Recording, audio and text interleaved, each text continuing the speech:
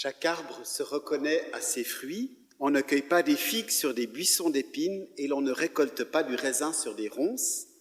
L'homme bon tire du bien du bon trésor que contient son cœur.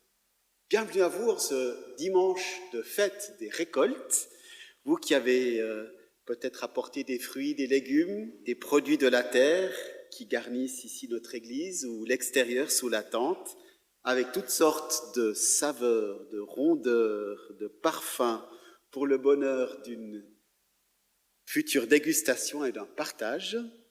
Bienvenue à chacune et à chacun avec ce que l'on peut apporter de fruits innombrables que sont l'accueil, l'écoute, la gentillesse, l'entraide, la générosité, la patience, l'amour, le don de soi. Bienvenue à vous pour ce temps bilingue avec ma collègue alémanique Maria Gaffner, avec qui je collabore pour la première fois. Alors on espère que ce sera une bonne récolte ce matin, avec des paroles en français et en allemand, qui ne vont pas se répéter, mais se compléter avec la richesse de nos manières de s'exprimer. Il y aura, je l'espère, de quoi cueillir des idées, des prières, des chants, projeter, on verra si ça fonctionne, des paroles comme une belle moisson qu'on va partager ensemble. Liebe Kirchgemeinde, liebe Gäste, wir begrüßen Sie alle sehr herzlich zu dem hohen Festtag, hier mit all dem, was man Erntegaben nennt, wunderbar geschmückten Kirche. Manche von Ihnen besitzen vielleicht selber Felder, die bestellt und später abgeerntet werden müssen. Und viele haben sicher zu Hause einen Garten, in dem sie dieses Jahr Tomaten, Gurken, Lauch und Kürbisse angepflanzt haben. Heute ist der Tag, an dem wir alles dankbar betrachten wollen. Die herrlichen Farben der Früchte und der Gemüse, ihre Strukturen, die feinen Körner des Getreides, die zarten Blumen, die vielfältigen Formen. Es ist schön, dass Sie heute hier sind, um Gott zu danken. Bei unserem Dank geht es aber nicht nur um die irdischen Gaben, sondern auch um die himmlischen, die geistlichen Gaben. Und darum wollen wir den Herrn, der uns auf diese Weise erhält und uns sichtbar gesegnet hat, mit den Worten aus dem Psalm 104 loben. Lobe den Herrn, meine Seele. Herr, mein Gott, du bist sehr groß. Du lässest Brunnen quellen in den Tälern, dass sie zwischen den Bergen dahinfließen. Dass alle Tiere des Feldes trinken und die Wildesel ihren Durst löschen. Darüber sitzen die Vögel des Himmels und singen in den Zweigen. Du drängst die Berge von oben her.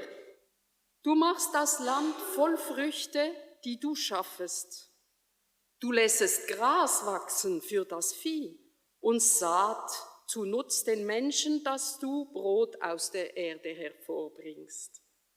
Dass der Wein erfreue des Menschen Herz und sein Antlitz glänze von Öl und das Brot der Menschen Herze stärke. Seigneur, tu es infiniment grand, tu t'habilles de splendeur et de majesté, tu t'enveloppes d'un manteau de lumière. Tu conduis l'eau des sources dans les ruisseaux, elle se faufile entre les montagnes.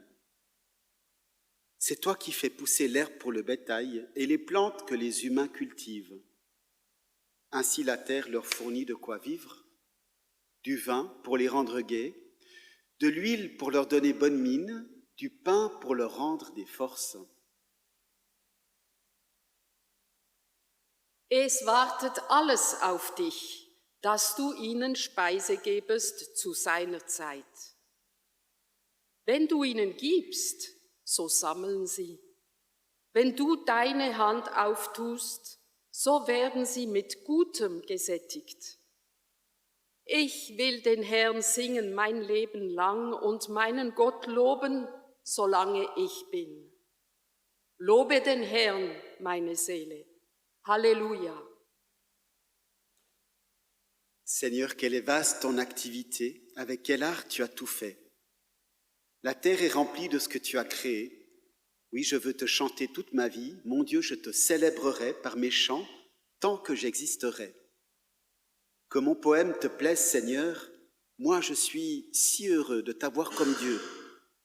Je veux dire merci, Seigneur. Alléluia. Vive le Seigneur.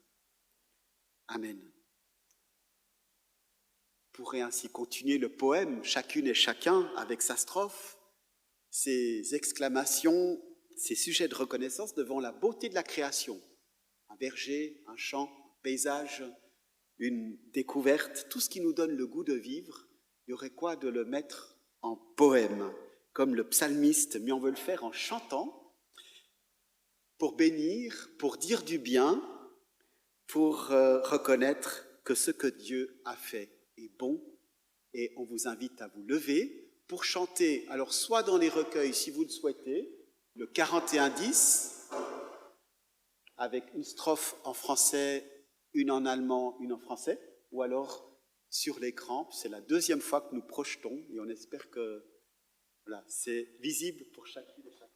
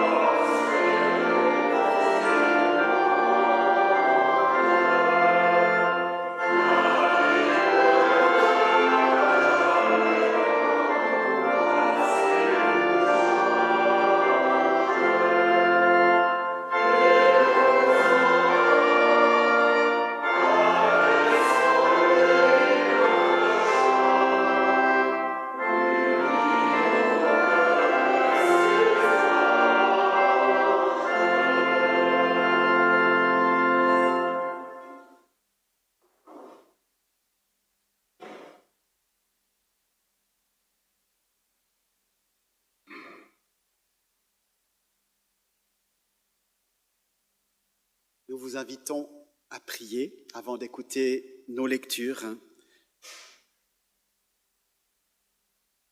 Seigneur,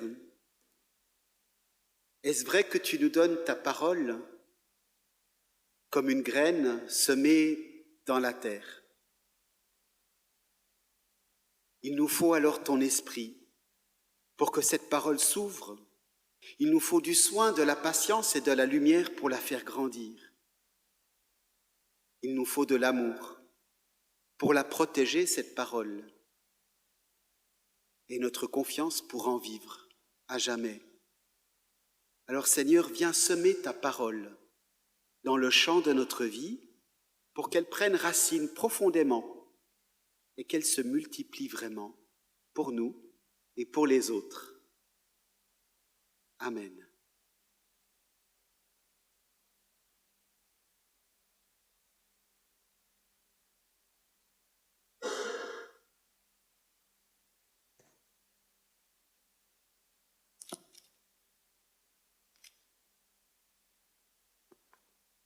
Nous lisons dans le Deutéronome au chapitre 16, les versets 13 à 14 et 16 à 17.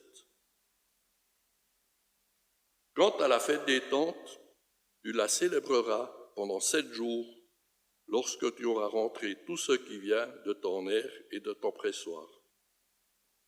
Tu seras dans la joie de la fête avec ton fils, ta fille, ton serviteur, ta servante, le lévite, l'émigré, l'orphelin et la veuve qui sont dans tes villes. 3 fois par an, tous tes hommes iront voir la face du Seigneur, ton Dieu, au lieu qu'il aura choisi. Pour le pèlerinage des pains sans levain, celui des semaines et celui des tentes, on n'ira pas voir la face du Seigneur les mains vides. Chacun fera une offrande de ses mains, suivant la bénédiction que t'a donnée le Seigneur ton Dieu.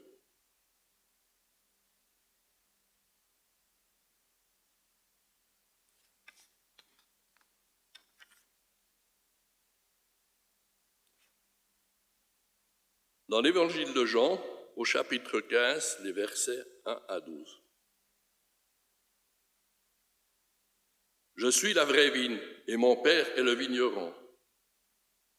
Tout sarment qui en moi ne porte pas de fruit, il l'enlève. Et tout sarment qui porte du fruit, il l'émonde afin qu'il en porte davantage encore.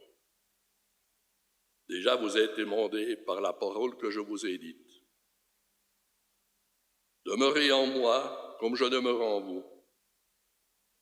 De même que le sarment, s'il ne demeure sur la vigne, ne peut de lui-même porter du fruit.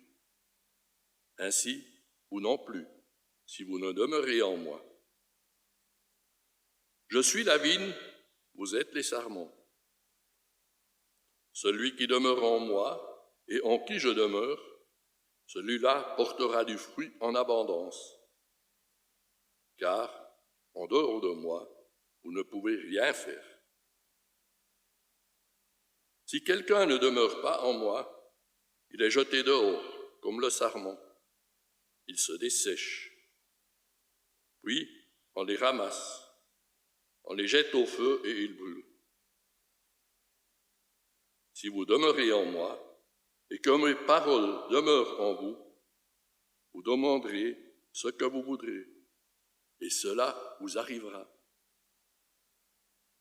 Ce qui glorifie mon Père, c'est que vous portiez du fruit en abondance, et que vous soyez pour moi des disciples. Comme le Père m'a aimé, moi aussi je vous ai aimé. Demeurez dans mon amour. Si vous observez mes commandements, vous demeurez dans mon amour. Comme en observant les commandements de mon Père, je demeure dans son amour. Je vous ai dit cela pour que la joie soit en vous et que votre joie soit parfaite. Voici mon commandement. Aimez-vous les uns les autres comme je vous ai aimés.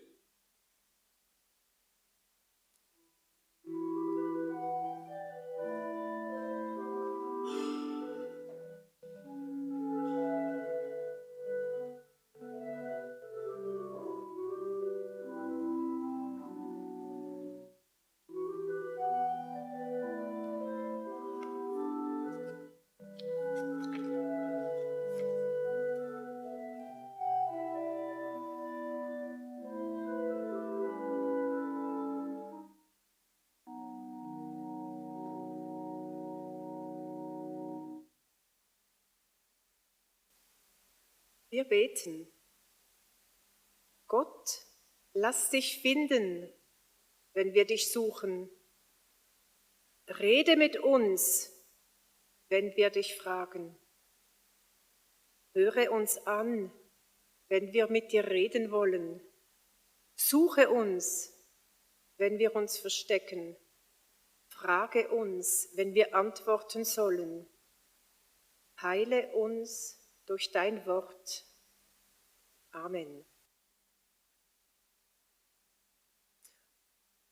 Und wir lesen aus dem 5. Buch Mose, Verse 13, 16 und 17.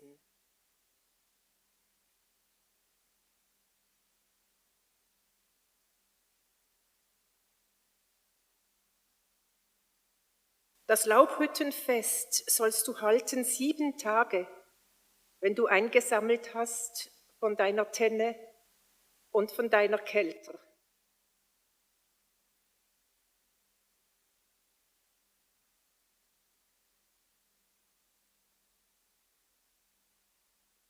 Sie sollen nicht mit leeren Händen vor dem Herrn erscheinen, sondern ein jeder mit dem, was er zu geben vermag, nach dem Segen, den dir der Herr, dein Gott, gegeben hat.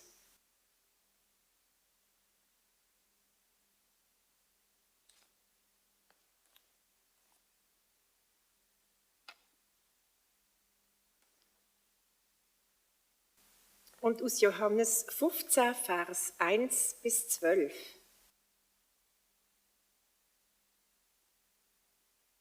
Ich bin der wahre Weinstock und mein Vater der Weingärtner.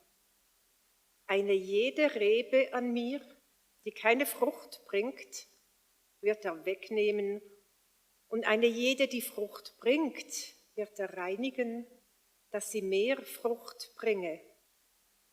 Ihr seid schon rein um meines Wortes willen, das ich zu euch geredet habe. Bleibt in mir und ich in euch. Wie die Rebe keine Frucht bringen kann aus sich selbst, wenn sie nicht am Weinstock bleibt, so auch ihr nicht, wenn ihr nicht in mir bleibt. Ich bin der Weinstock, ihr seid die Reben. Wer in mir bleibt und ich in ihm, der bringt viel Frucht, denn ohne mich könnt ihr nichts tun. Wer nicht in mir bleibt, der wird weggeworfen wie eine Rebe und verdorrt, und man sammelt sie und wirft sie ins Feuer, und sie müssen brennen. Wenn ihr in mir bleibt und meine Worte in euch bleiben, werdet ihr bitten, was ihr wollt, und es wird euch widerfahren. Darin wird mein Vater verherrlicht, dass ihr viel Frucht bringt und werdet meine Jünger. Wie mich mein Vater liebt, so liebe ich euch auch. Bleibt in meiner Liebe. Wenn ihr meine Gebote haltet, so bleibt ihr in meiner Liebe, wie ich meines Vaters Gebote halte und bleibe in seiner Liebe. Das sage ich euch, damit meine Freude in euch bleibe und eure Freude vollkommen werde. Das ist mein Gebot, dass ihr euch untereinander liebt, wie ich euch liebe.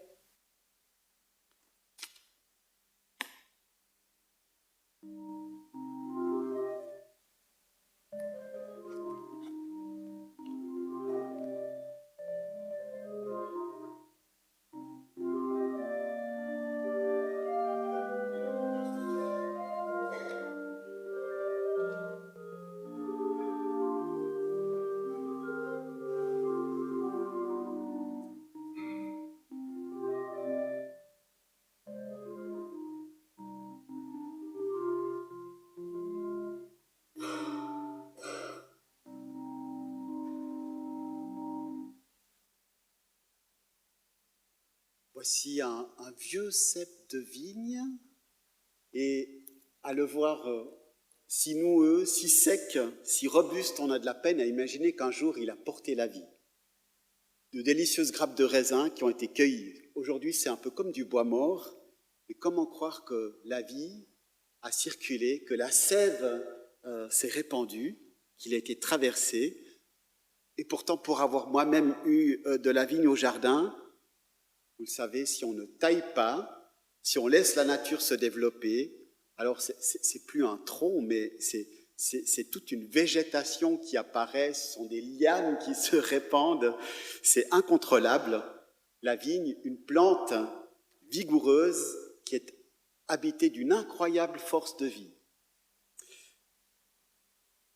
le cep qui va chercher profondément dans le sol ce dont il a besoin, la fraîcheur, même si cette année c'est plutôt les pieds dans l'eau. Et oui, ce ne sera pas un grand millésime, paraît-il. C'est ce que m'a dit mon fils qui vient de terminer une semaine de vendange. Mais malgré tout, il y a dans la nature des ressources inouïes. Comme chez moi à Courant-de-Lin, un cognacier pratiquement sec et qui pourtant sur une seule de ses branches a encore porté 3 fruits. Peut-être les derniers, je ne sais. Parfois, c'est vrai, dans les vergers, il y a profusion, il y a des années généreuses, on dit c'est une année à pommes, et puis certaines années, il y a moins. Comme s'il y avait aussi ce temps du repos, du renouvellement. Des récoltes qui peuvent varier, des moissons qui ne sont pas toujours celles qu'on a espérées. Ce sont les forces et les fragilités de la nature. À la fois la multiplication d'une semence, d'une graine, d'une plantation, et puis en même temps, on ne sait jamais longtemps à l'avance ce qui pourra être récolté. Une sagesse qui nous rend humbles et modestes, même si parfois on l'oublie, parce qu'il n'y a qu'à aller dans les supermarchés, honnêtement. Pour tout trouver à notre portée, il n'y a qu'à peser et le tour est joué. Le raisin, c'est le numéro 112. Il n'y a même pas besoin de se débaisser avec le sécateur. C'est ainsi qu'on croit qu'il y aura toujours assez. Naïvement, on pense qu'il n'y a qu'à prendre. Tout est magnifiquement agencé, calibré, brillant, parfait. Et pourtant, à regarder le cep, il faut voir aussi un peu plus loin.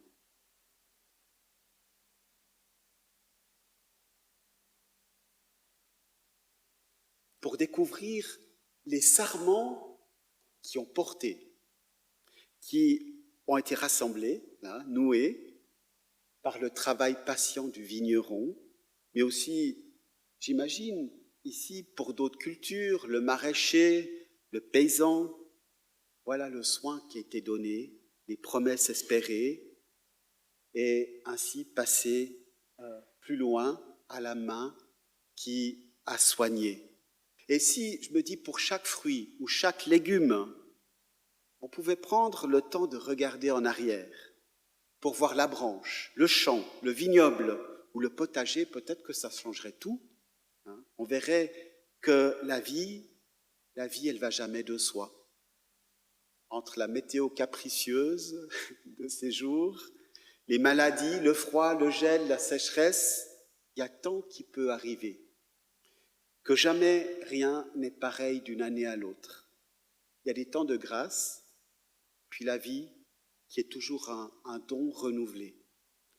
Et il ne suffit pas de tendre la main pour prendre, mais il faut l'ouvrir pour recevoir.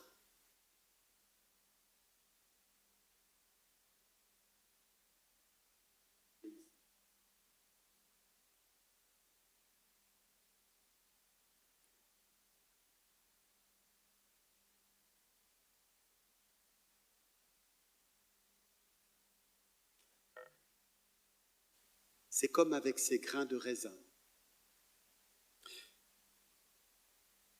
À prendre un grain, à le croquer, on laisse une saveur nous envahir. Peut-être aussi on pense au soleil, au temps qu'il a fallu pour faire mûrir, à la terre labourée, au vent et à tout ce qu'il a fallu de patience pour un jour récolter. Alors, j'aimerais vous inviter à prendre un grain ou deux, comme vous le souhaitez, à le goûter et à penser au fond à tout ce qui est en amont, tout ce qui est derrière, pour que ce soit partagé.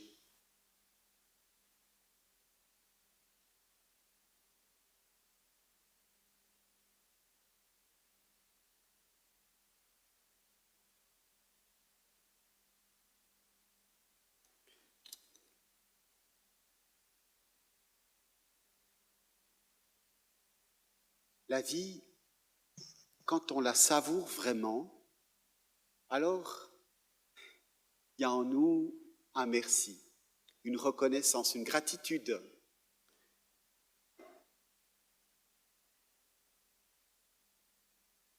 Parce que c'est vrai, on peut voir le cep isolé, mais il n'est rien sans les sarments, qui ne sont rien sans tout ce qui l'entoure, sans le travail du vigneron. La vie, elle n'est rien sans un merci. C'est ce qui lui donne sa saveur, sa profondeur, son goût. Ainsi, c'est Dieu aussi qui aimerait multiplier la vie en nous. Une vie qui n'est pas instantanée, mais qui a besoin de se prolonger par la sève de l'esprit pour qu'elle puisse circuler et puis que nous-mêmes on puisse arriver plus ou moins à maturité un jour. Alors, en regardant les autres, il ne faut pas les voir seulement comme des personnes isolées, mais peut-être qu'il faut aussi voir ce qui les porte. C'est le Christ, le cep et l'amour du vigneron. C'est ce que nous allons maintenant continuer à écouter avec Maria.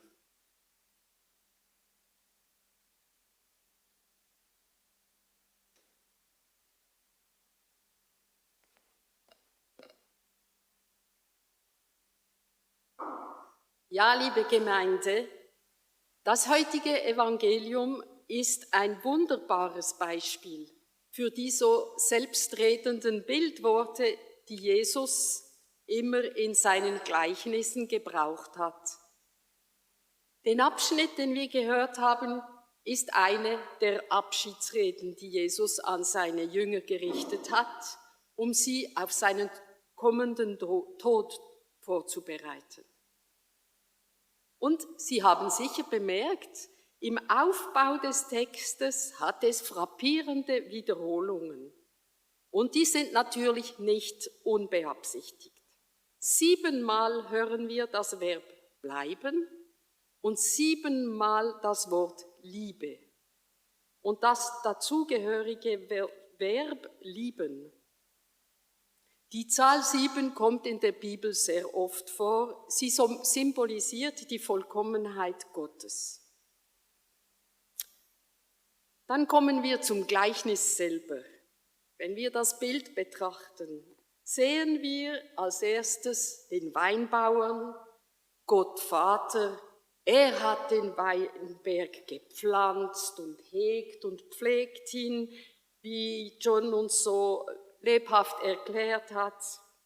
Und Jesus ist der Weinstock, aber die lebendige Form vom Weinstock. Seine Bestimmung ist, Weinreben hervorzubringen. Die Weinreben stehen für die Jünger, das heißt für uns Menschen, die an Jesus glauben. Der Weinbauer arbeitet unermüdlich, um ideale Bedingungen für das Wachstum zu schaffen. Er beschneidet den Weinstock und reinigt ihn, dass die Weinreben möglichst viele Früchte hervorbringen. Und die Aufgabe der Reben ist einfach. Sie müssen am Weinstock bleiben. Und eben dieses Bleiben wiederholt Jesus 7-mal. Wie John uns erklärt hat, ist die Rebe eine wilde Angelegenheit. Sie wächst, dass man ihr kaum Herr werden kann. Sie muss jährlich mehrmals beschnitten werden, um gute Früchte zu tragen. Das Wegschneiden ist also unbedingt nötig und nicht als irgendein moralisches Urteil über die Reben, die keine Frucht tragen, aufzufassen. Und im nächsten Vers sagt uns das Evangelium noch etwas ganz Bedeutendes. Seine Jünger, also auch wir, sind schon rein durch das Wort, die Lehre, die Jesus verkündet hat. Darum wird auch niemand wird aufgefordert, Frucht zu tragen. Das würde gar nicht zu diesem Bildwort passen. Frucht bringen ist keine autonome Entscheidung. Nur der Winzer hat es in der Hand, wo und wie viele Trauben am Weinstock wachsen. Jesus fordert seine Jünger deshalb nur auf, in enger Verbindung mit ihm zu bleiben. Das genügt. Der Rest ist Sache des Weinbauern, Gott. Und in den folgenden Versen geht das Evangelium dann zu einer Art Erklärung des Gleichnisses über. Wie dort ist eine Art Bewegung im Gange, ein Fließen im Ablauf. Im Rhythmus der 7 Wiederholungen: Gott liebt Jesus, Jesus liebt uns und wir wiederum werden durch diese Liebe fähig, einander zu lieben. Ein wahrer Fluss der Liebe, ausgehend von Gott, der unser aller Leben nährt. So wie der Saftfluss über den Weinstock die Reben und die Trauben nährt. Und hier sieht man wieder einmal die Weisheit des Evangeliums. Denn auch die moderne Psychologie bestätigt, man kann erst lieben, wenn man selbst geliebt wird. In der Gewissheit, dass wir zuerst von Gott geliebt worden sind und dass uns diese Liebe nie entzogen werden wird, bekommen wir Schwung und Atem, um zu unseren Mitmenschen zu gehen und ihm wirklich zu lieben. Und dies ist der Kern des Christentums. Gleichzeitig gibt Jesus uns auch an, wie wir lieben sollen, so wie er uns geliebt hat. Nicht wenig. Franz von Sales hat gesagt, das Maß der Liebe ist Liebe ohne Maß. Ja, wir werden nie zu viel geliebt haben. Aber wir können versuchen, genug zu lieben, indem wir unseren Nächsten Aufmerksamkeit schenken, auf ihn schauen, in ihn hineinhören, was er brauchen könnte. Und wenn wir dann noch unsere menschliche, allzu unvollkommene Liebe als Abglanz von Gottes bedingungsloser Liebe sehen, dann können wir uns gegenseitig unsere Grenzen vergeben und uns dieser Liebe, die wir zu geben haben, erfreuen. Ja, ich denke, am Ende meines Lebens wird eine einzige Frage von Wichtigkeit sein. Sie wird lauten: Wie viel hast du geliebt? Sie wird nicht sein: Wie oft warst du in der Sonntagspredigt oder hast du jeden Abend immer brav dein Abendgebet gesagt?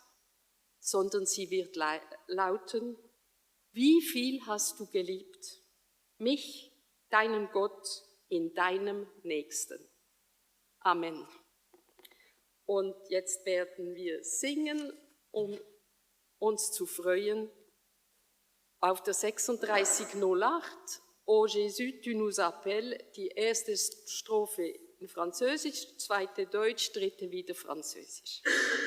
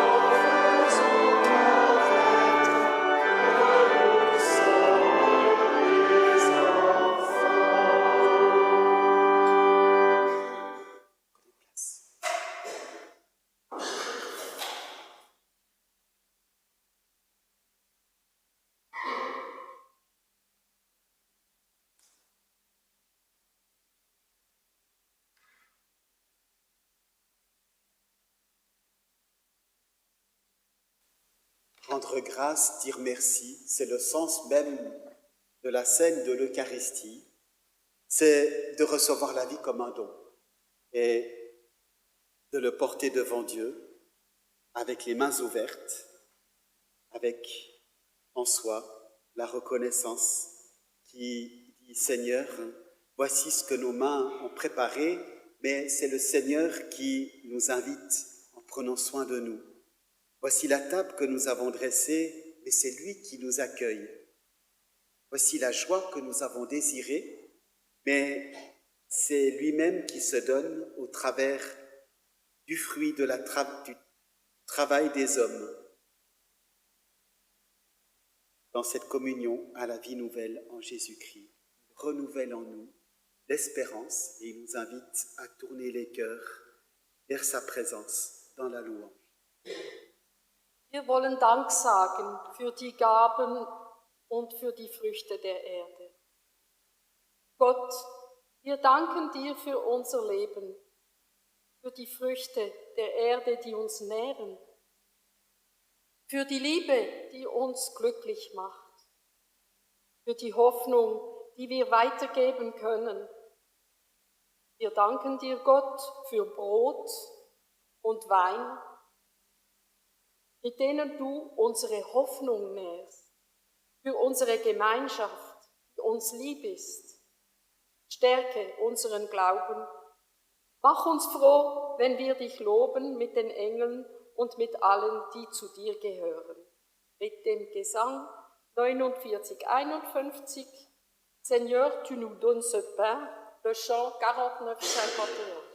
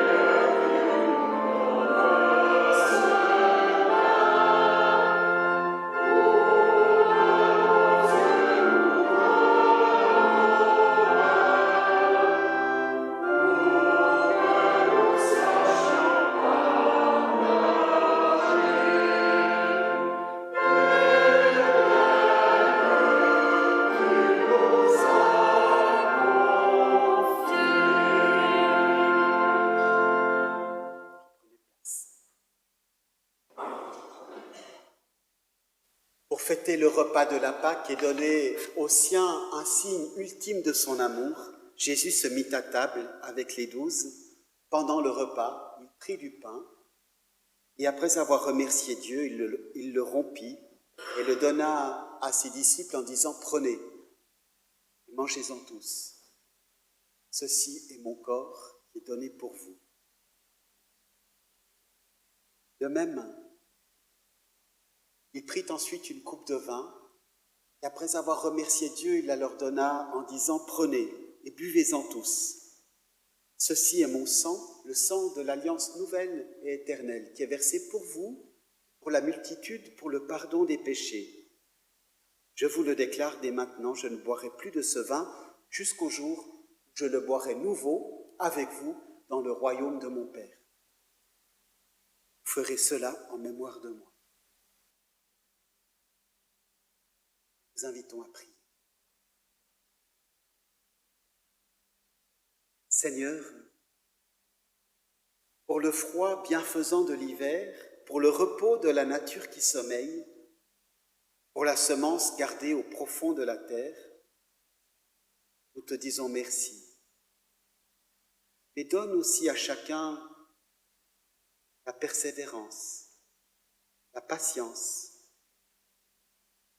la fidélité pour attendre le jour promis, pour croire à tes promesses, malgré toutes les épreuves de la vie.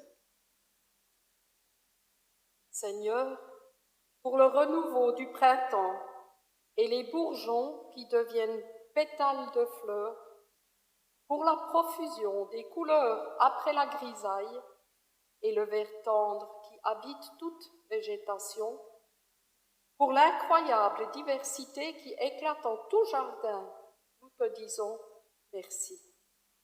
Mais aussi, donne ta vie nouvelle à tous ceux et celles qui sont dans le découragement, la fatigue, la peur. Ravive en eux la joie de recommencer. Seigneur, pour la force de l'été, qui nous donne lumière et chaleur, pour la gerbe de blé au moment de la moisson, qui devient le pain de la table, pour tout fruit et légumes de nos cultures et vergers, nous te disons merci. Et aussi, allume en nous le feu de ton esprit. Éveille en nous la foi pour que vienne la nouveauté dans nos églises, dans nos cœurs, par l'amour qui nous relie.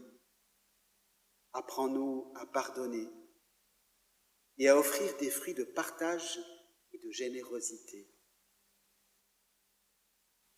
Seigneur, pour la maturité de l'automne, pour la beauté de la vigne et le raisin qui deviendra bien bonifié, le travail des hommes et la récompense de tout labeur, pour la terre ensemencée et le cycle sans fin des saisons, nous te disons merci. Mais aussi, apprends-nous à vivre dans la gratitude et la reconnaissance, pour que nous restions attentifs, petits miracles de la vie, qu'elle soit pour nous source d'émerveillement, mais aussi de respect, de protection pour prendre soin du monde que tu nous as confié. Rends-nous, Seigneur, responsables et solidaires pour mieux vivre avec conscience et attention. Amen. Seigneur, nous t'en prions, envoie sur nous tous ton esprit pour qu'à travers les signes de ce pain et de ce vin, nous puissions reconnaître la présence de ton Fils, vivant parmi nous. Il nous donne ainsi de porter du fruit en lui. Alors, enfants d'une même promesse, nous pouvons te dire avec confiance, chacun dans sa langue, la prière qu'il nous a apprise. Notre Père qui es aux cieux, que ton nom soit sanctifié, que ton règne vienne, que ta volonté soit faite sur la terre, ici. Pardonne-nous nos offenses, comme nous pardonnons aussi à ceux qui nous offensent. Ne laisse pas entrer en tentation, car c'est à toi qu'appartient le règne, la puissance et la gloire, siècle des siècles.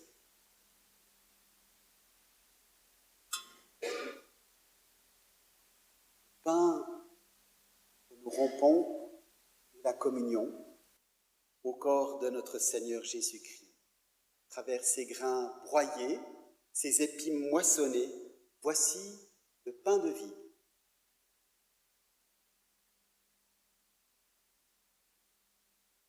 Et la coupe de vin pour laquelle nous rendons grâce est la communion au sang de notre Seigneur Jésus-Christ.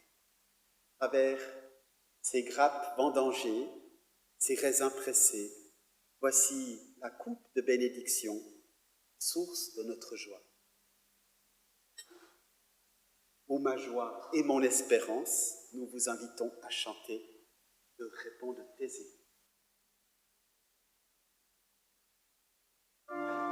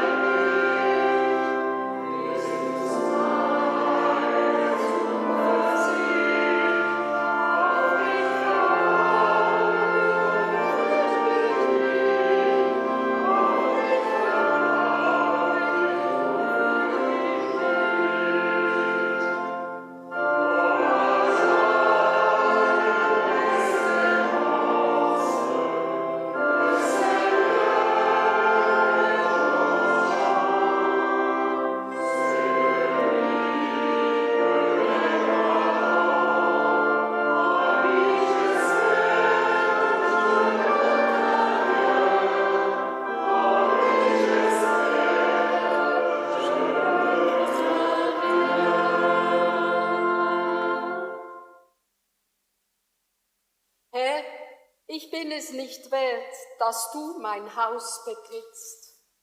Aber sprich nur ein Wort und meine Seele wird gesund. Heureux les invités au repas du Seigneur. Venez et appréciez combien le Seigneur est bon, combien il se donne. Vous serez invités à vous avancer pour communier par défilé depuis le fond du temple, en venant ici devant, en passant sur les côtés et en retournant à votre place, après avoir reçu le pain, le vin blanc ou le jus de raisin rouge. Ces petits verres que nous continuons à inaugurer, que vous reposerez.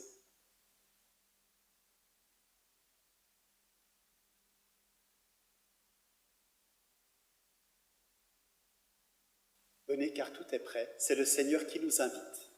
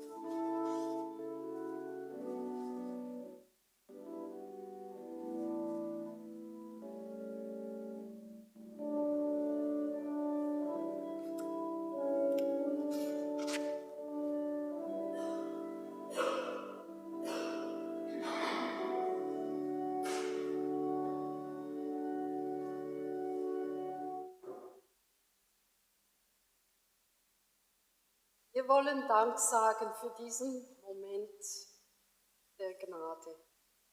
Du hast uns gestärkt, Gott. Du hast uns erfüllt mit Liebe. Wir haben deine Güte in uns aufgenommen. So gehen wir jetzt in unseren Alltag. Belebt, genährt, gesegnet. Danke dafür. Seigneur, pour la joie de cette communion qui nous a rassemblés les uns les autres, pour les fruits que tu fais grandir en chacune et chacun de nous, pour la sève de ton amour et les forces renouvelées, ton accueil et ta proximité, pour le cep, sarment, nous te louons et nous te disons merci. Amen.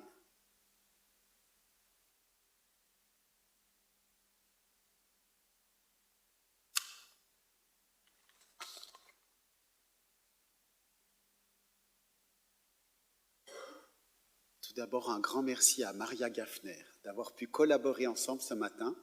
Merci Maria. Je crois que ça s'est pas trop mal passé, me semble-t-il. Voilà, merci à Loïc Burki, à l'orgue, au lecteur, lectrice, merci. Un apéritif vous sera servi à la sortie. Il y a le stand qui a été préparé, vous l'avez vu, avec des produits artisanaux que vous pouvez également vous procurer. La collecte de ce jour est en faveur de la campagne d'automne département missionnaire, DM, en particulier pour le SECAR, ce réseau d'églises et ONG basé au Togo et actif dans une dizaine de pays d'Afrique francophone, en France et en Suisse, et qui s'engage pour une transformation des systèmes alimentaires vers plus de durabilité et la mise en place de bonnes pratiques agroécologiques. Merci d'avance de votre générosité. Quelques autres annonces pour les jours qui viennent. Jeudi, c'est la rencontre des aînés à midi, ici au centre avec un repas. Les inscriptions peut-être sont encore ouvertes jusqu'à demain, je pense. Puis à 14h30, un film sera projeté sur le Mexique avec Roland Hanser. Ne pas oublier les Vêpres de vendredi prochain avec Loïc à l'orgue et Carline Mona, soprano. Les cultes du week-end prochain auront lieu le samedi à 18h à Courant-de-Lin, le dimanche ici à Delémont et à Basse-Cour, tandis que nous partirons avec Annick pour les Cévennes avec les 10e, les jeunes de 10e. Voilà, nous sommes en pensée ce matin aussi avec la famille de Francis Spring, dont l'adieu a eu lieu hier à Rebevelier, mais aussi avec Thomas Chan et Delphine Veilla, qui ont célébré leur mariage ici même, c'était hier également. Et puis, je crois qu'il y a encore un culte musical le 20 octobre à Basse-Cour à 18h, avec un ensemble musical célébré par Sarah. Donc voilà, des événements qui vont se succéder.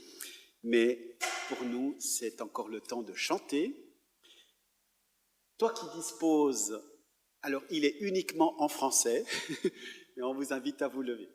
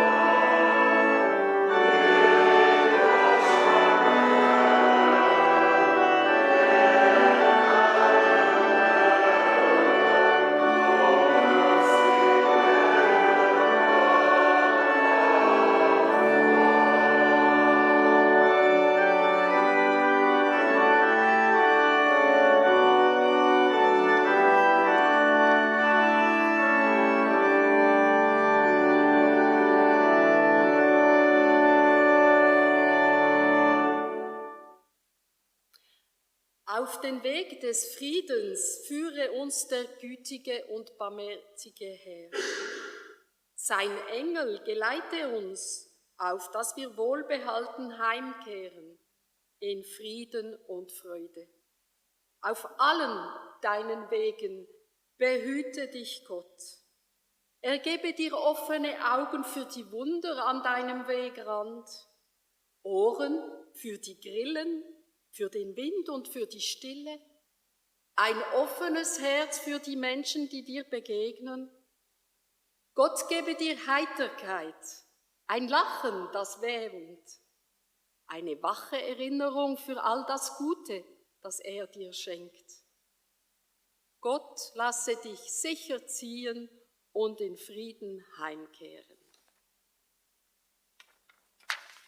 Que le Seigneur nous garde les uns les autres dans tous les fruits de son esprit, l'ouverture à ses promesses, la reconnaissance pour ce qui nous est donné, que sa bénédiction repose sur nous et nous donne la joie et la paix pour être enracinés dans son amour pour toujours.